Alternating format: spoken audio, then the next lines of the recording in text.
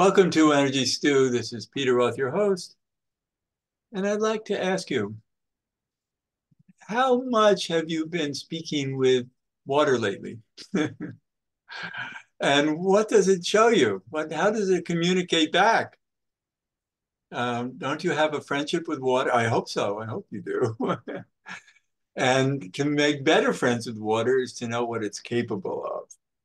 And to help us understand the great intelligence in water and what a friend it is to us is a woman who is uh, a wonderful water researcher and crystallographer, and someone I'm getting to know. I'm so impressed with her love of life and her excitement about bringing water, the intelligence of water to the world. So, Veda Austin, welcome to Energy Stew. Thank you so much. It's such an honor to be here. Well, thank you. I'm so excited about you, and I've been following your work for years, watching how you make water talk to us, just by even thinking to water, and it reveals itself back. So, where can we get started? Because you're best at describing what you do. Well, I think it's nice to sort of always start from a beginning point. And I think one of the most important questions I asked and possibly still ask is the question of what is water? Because when we are looking at water in a very scientific manner, we will always go to an analysis of what's in the water. And we kind of assume that, well, this is this type of water and this type of water and this type of water based on what the water holds. But that's only telling us what the water holds. What about water itself? What about water as the energetic behind the water that we understand holds salts, minerals, and all various other things? And so when you start looking at, well, then what is water if you take that part away? Then you start having to look a little deeper. And when you do that, a lot of things start to show up. And you start to kind of go, well, what about it just being hydrogen and oxygen then? But even if you look at that, you have two hydrogens, and hydrogen is said to be the spirit of water. Hydrogen means the creator of water.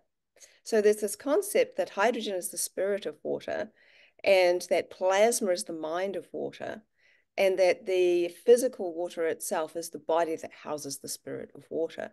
So within each water molecule, if you're talking about the water we understand, you have two hydrogens and one large oxygen. The two hydrogens are feminine and in the mode of levity. The large oxygen is masculine in the mode of gravity, and together they create liquid water on Earth.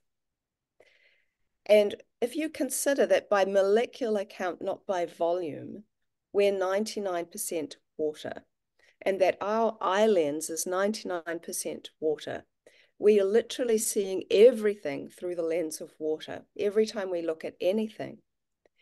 And that tears really are like an expression of an emotion that we can see. I always say, if the eyes are windows to the soul, then tears are an expression of spirit. And the more you look into this idea of what is water, or this question of what is water, you can look in so many different directions and get so many truths. Even in the Bible, water is mentioned 722 times more than love, faith, and worship. Why? Why might that be? You know, it said that the Spirit of God hovered over the face of the deep, the face of the waters. So, and then sound was created. So we're talking about a cymatic imprint. So I started to look further in that direction, and I started to look at Tesla's work. And you know, he says, if you want to know the secrets to the universe, look at frequency, vibration, and energy. And so I thought, well, how can I understand that about water? So I started doing research, which is what I do. And I kind of started to think, well, where do I go next? And so I read Emoto's book, Messages in Water, and he was not embraced by the scientific community because he openly said he cherry-picked his photos to share the best photos that represented what he was trying to say. Well, he got it started, and And many he years ago, I had lunch with him in New York. I was very impressed that opened. to meet him. But you've taken it to another level.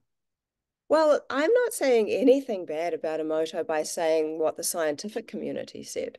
What I actually think is that he opened the doorway for people to see themselves as bodies of water, sensitive to thoughts, sounds, and environment. He became very famous off about 8 pictures, contrasting pictures. And we that saying of a picture speaks 1,000 words is very true, because when we love to see, and I've observed this a lot myself with how people respond to some of the work I do. People are very attracted to seeing the best and worst of things.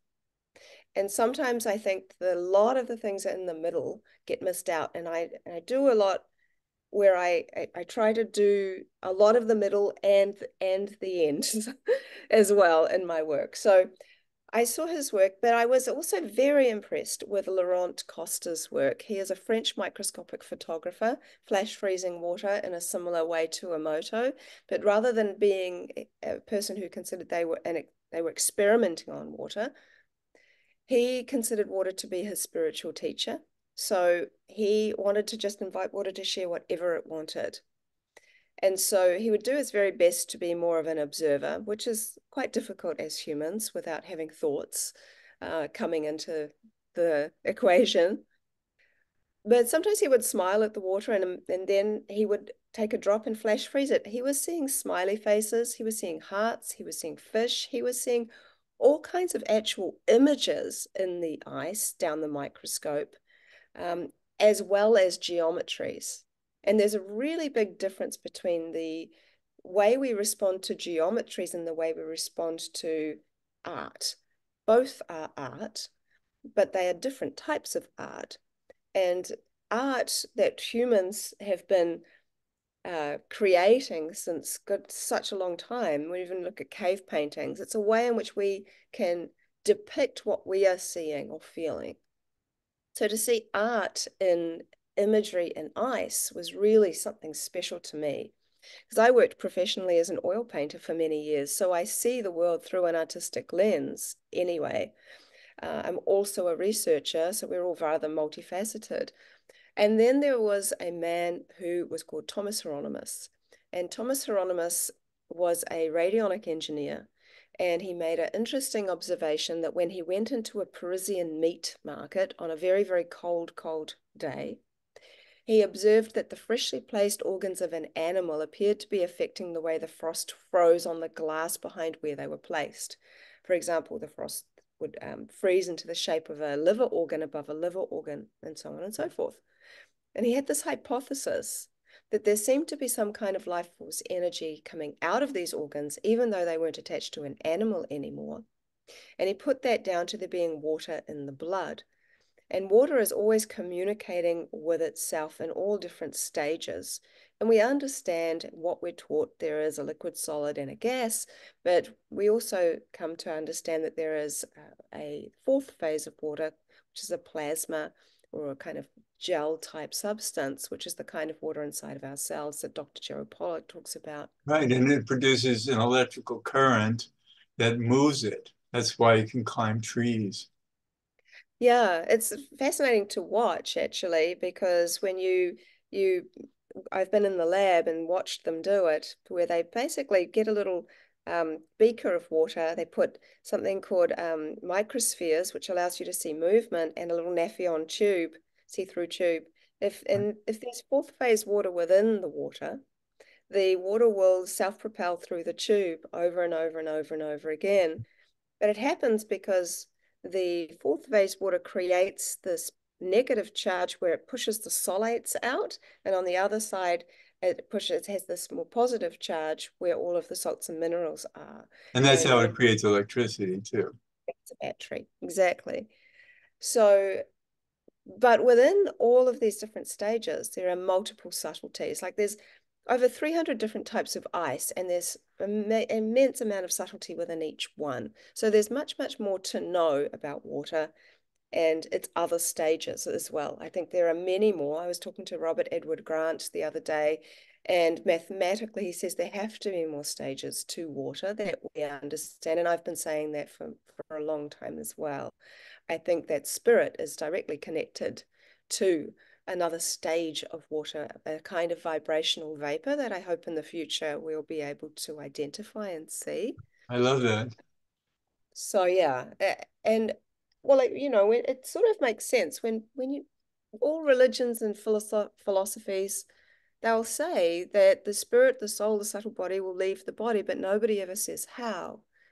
And if you pardon the pun, you boil it down with water, salts, minerals, and consciousness.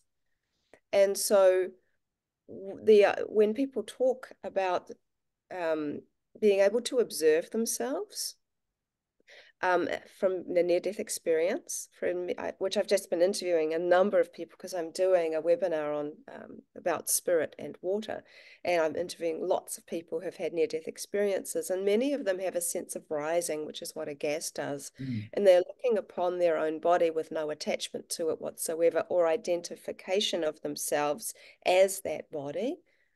So they become a witness.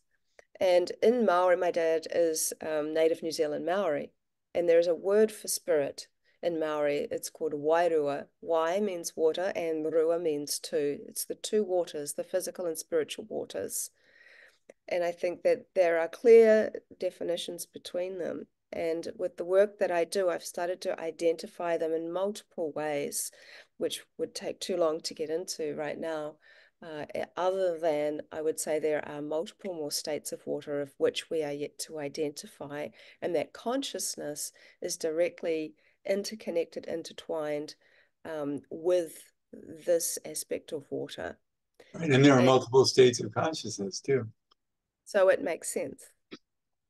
So I would suggest, and that I've seen those multiple, we see them ourselves. And the dream realm is one of those, the subtle, the subconscious, the conscious realms, then the realms of people, for example, who really do have psychedelic experiences or meditative experiences or out of body experiences where they are the observer of the body, but the body is still alive. It's still functioning, but the spirit is watching it. So, how is all of that possible? And I think that the one explanation uh, might be that there is the connection between this water in this more gaseous stage, which is a different level than we understand at the moment, which is the carrier or supporter of conscious awareness as as a witness with no attachment to the physical realm, the physical body. Right. It's Yeah, these are unknowns as yet, how many different levels there might be, even of vapor and uh, what's in the air around us. absolutely. So I took all of that, and so what Thomas was sort of coming to was that he was saying that the water um, in the blood was somehow sharing information with the water in the air, which was very cold. Now, each organ has something is a sonic has a sonic signature. It's like a cymatic imprint of form and function, and that shares information with the water in the air. And then when it hit the glass, it took on the form. So it was able to crystallize into the form of each organ. And I thought that was fascinating. And I thought, well, the secret seems to be in the freezing. You look at Emoto's work using emotions and consciousness and thoughts and things like that. And I thought, well, I'm just going to project a thought into my petri dish of water. I had one for another project I was working on. I'd had a healing experience with a beautiful spring water here in New Zealand. And I thought, well, I'm going to put some water into the dish. I'm going to project a thought. I'm going to stuff it in my freezer, my regular freezer, and I'm just going to see what happens. It was very, very organic, very organic. And so as I'm holding my dish, looking at my petri dish with the water, and I'm thinking, oh God, what am I going to think about? And I noticed there was a little bit of fluff floating around in the dish. So I put my hand in to take out the fluff, consciously thinking, I wonder if my hand will have any kind of imprint on the water's or effect on the water's so-called memory, because I didn't know that that was a thing. I still don't even know if that is the right word, but anyway, so I thought, what that'll do, I put it into the freezer with the peas and broccoli and everything else, and I just left it. And that was 10 years ago. And that was when I used to completely freeze water solid, which I haven't done in 9 years. And so I pulled it out, held it up to the light, and I took my very first ice photo on my iPhone. And the image that took up half of the petri dish, which is the petri dish is about the same size as my hand, which is about 10 centimeters in diameter. And it took about half, which is macroscopically huge. And it was of a very clear hand. It looked like an X-ray of a hand. And when we did a study, a kind of what's it called when you send something, a questionnaire. And I was directed by Jerry Pollack actually to do this. He said, make a questionnaire of 25 of your photos, simply saying, what does this look like to you? We wanted to trying to get a ground for image recognition. Is it pareidolia, where you make up a thing, you think, oh, that looks like a face in a tree? Or is it a recognizable image across the board? So when they're trying to identify that, so I did the questionnaire, gave it to people to distribute through social media, so no one knew it was coming from me. People didn't know what they were even looking at. And 295 or 97 people did the survey, and there were just a tad over 85% of people who could recognize the images for what the influence was prior to freezing, but there were three where 100% of people got it right, and the hand was one of them. Mm-hmm. And so I think it's important to add that in sometimes for people that are trying to get a gauge of, or is she just making something up in her mind that looks like something. Right, but So, that was a start, and now you have images that nobody is going to question. well, now I have nearly 50,000 images of water responding in the most incredibly intelligent manner, not only artistically. So as I started to teach my technique, as I said, I used to freeze water solid. I look back at my work now and I'm amazed that I got the imagery that I did. So it's partially frozen. It's Partially, enough to show crystals that have that are an image that you can identify without it yes. having to be solidly frozen. Yes, I think of the three stages of freezing that I've identified by doing this, like spirit, blood, and body. When you get to the body stage, that the frozen stage, it's kind of covered everything over, but they're still in there. The first freeze is what I could think of the spirit stage. The first freeze is where I take the water out. It's about 5 minutes and 20 seconds in my freezer. It's different for everyone's freezers, which is why I teach people how to do it just to help them. But as the water's beginning to freeze, that's what I was curious about early back in the, 9 years ago. So you start opening the freezer earlier and earlier to see when it's beginning to freeze. And when there's liquid on top and ice underneath, that's the stage you want to take it out. And so when you take it out, you must wipe the back because it usually has a frost. And then you tip the liquid water away, either into another dish or into plants, because that's a beautiful stage. The plants really like that kind of water. And you tip that way, and then you photograph the crystallography, which is on the dish that's stuck on the dish as quickly as you can because it's going to melt. But what it gave me was a much more three-dimensional, much more light comes through the dish, so you can have a lot of color coming through, and it gives you such clarity. It's the image that water has designed that is the most clear that you're going to get. And it is very simple once you've got the hang of what you're looking for in the freezer. And that's what I do now and have been doing for the last 9 years.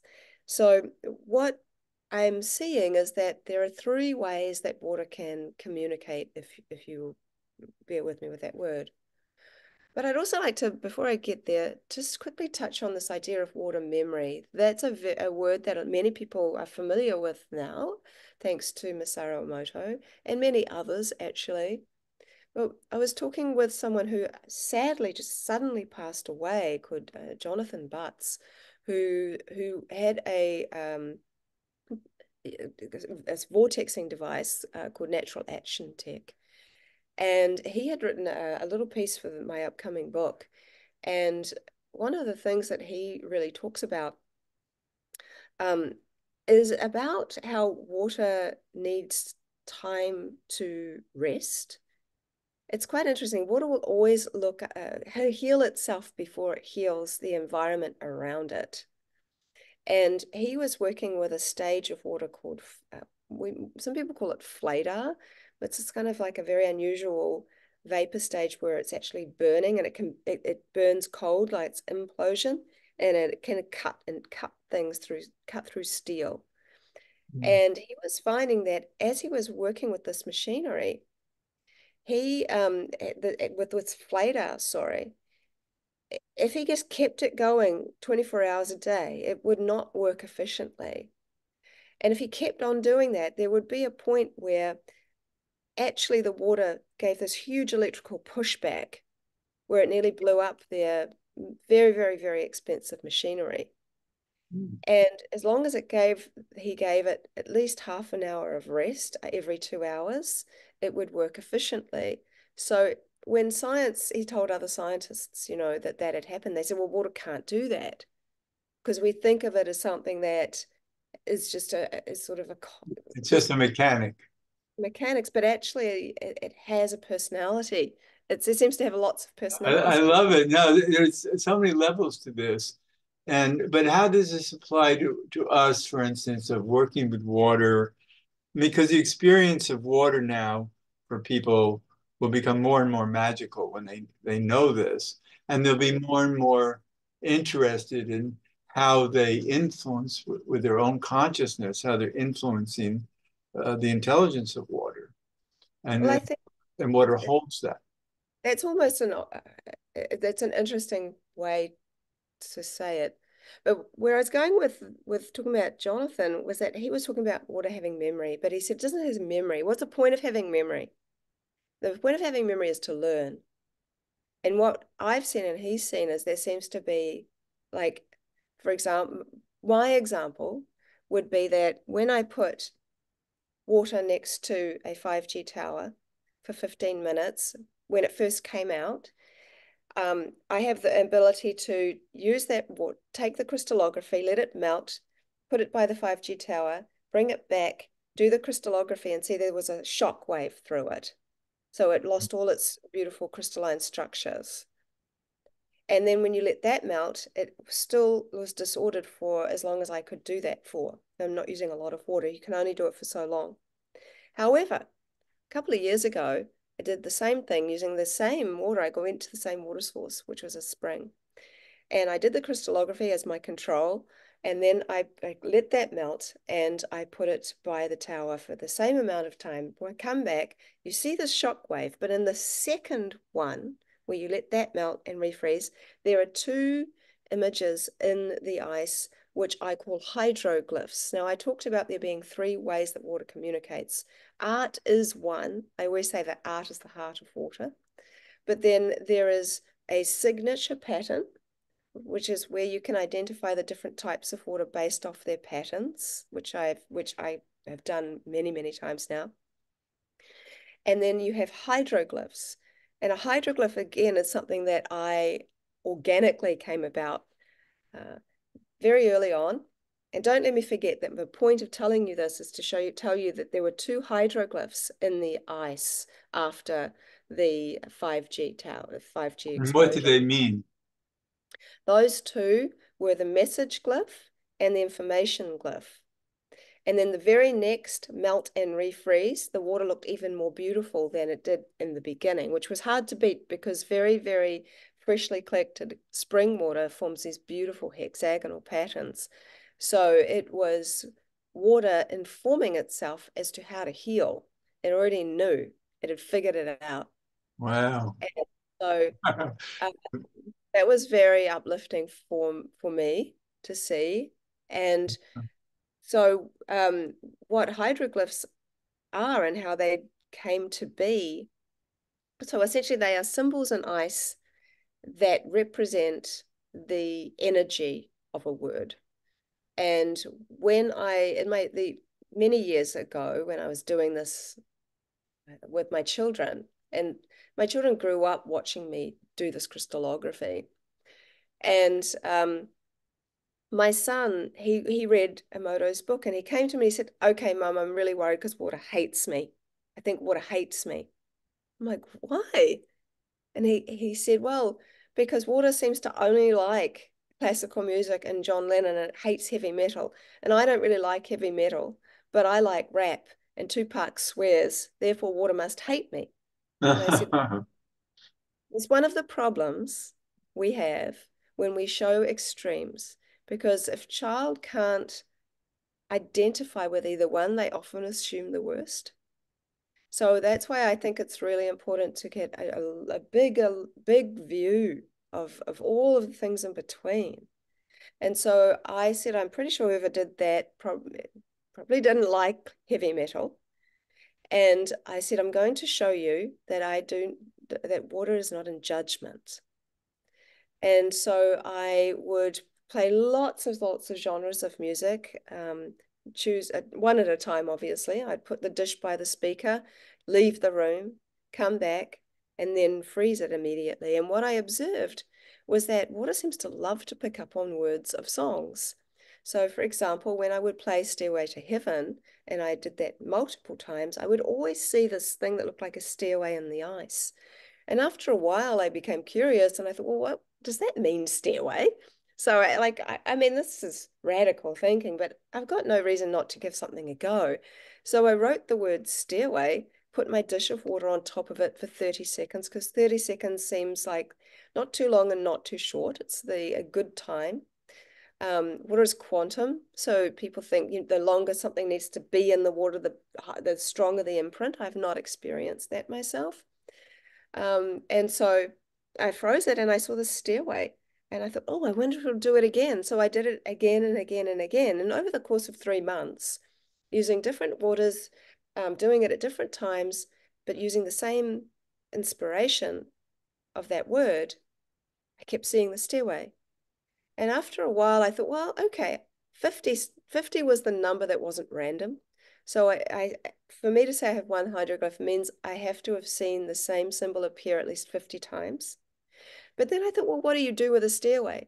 So more relative to that song, I wrote the words climb up and I saw the stairway. Writing the words climb down did not make the stairway. And so I realized that these symbols have multiple meanings. Now, after having done this with lots of words and having help from all around the world, people using all different languages, of course, water doesn't read English. It's not reading the word like we do. It absorbs the energy of a word. Now, what's The meaning interesting, of it. yeah, well, if you're talking about a tree, look at a tree. The actual written word is sort of almost the most static version of it.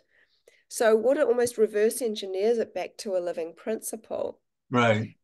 What's interesting to me is that English is a very uh, the words don't take on as much depth as something like Hebrew, for example. Interesting. But we're getting to the end of the show because it is too short of a show. Yeah. And I would love to talk with you, of course, a lot longer.